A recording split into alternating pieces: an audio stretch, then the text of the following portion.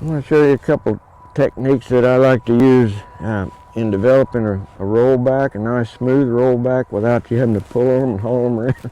Doesn't look very pretty if you're pulling on the brow and your horse's head turned upside down. So I want to try to teach these horses how to turn so that they like to turn like that. So I'm going to just start loping around the outside of the pen here. I'm going to lope pretty close to the wall and get this horse traveling out here. And when I'm ready, I'm going to ask for to stop. If he stops, I'm going to just immediately go right into the wall. If he doesn't stop, I'm going to go immediately right into the wall. He's not turning, he just backed up, so that's getting him to think about the rollback. So every time I come out of that turn, after I've said the word,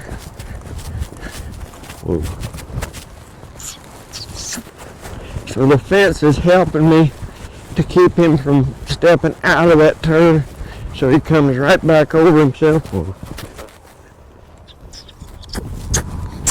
Now come right out of that turn at a canter. This will help build a better stop and help get that horse thinking about getting that rollback.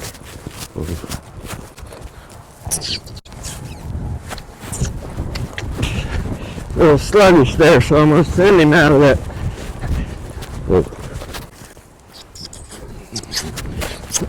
Put a little more effort into it. Get up there.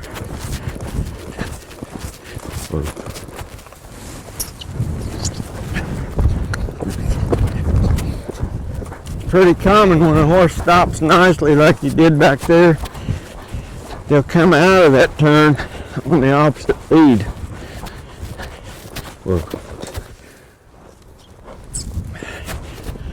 And that time he was able to come back through that turn softly on a loose bridle rein.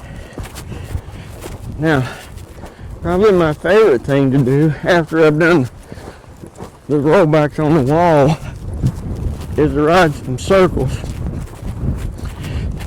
Come to the middle of the pen, and I'm going to ask him to stop and come back over his hocks on the same lead I'm on now.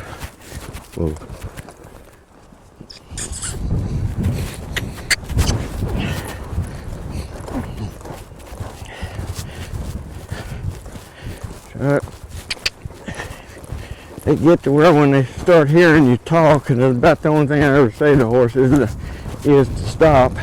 They want to stop as soon as they hear you talking. You get stopped here. Kind of crawled around that turn back. It wasn't as sharp as it could be, so I'm going to ask him to go forward up into it a little better.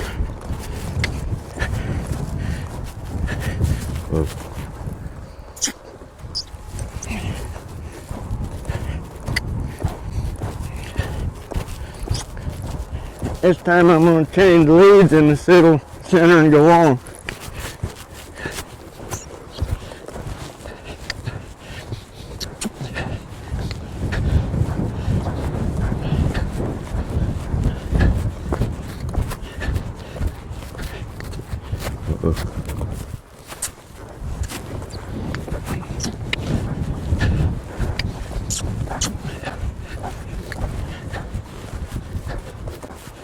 I'm going to just stop here this time.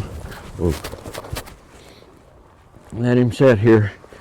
So those are some exercises that I like to use that just help me get a horse to think about doing what I want. So they start anticipating a little bit. So anticipation can be a detriment if it's working against you, but if you get your horse thinking that he knows what you want and time it when you do want it, and let that little bit of anticipation help you to get them through, pretty soon they'll get to liking what you want them to do instead of trying to force things on them. These are just a couple exercises that I find very beneficial to help me get the horse using his mind instead of his mouth to get things done.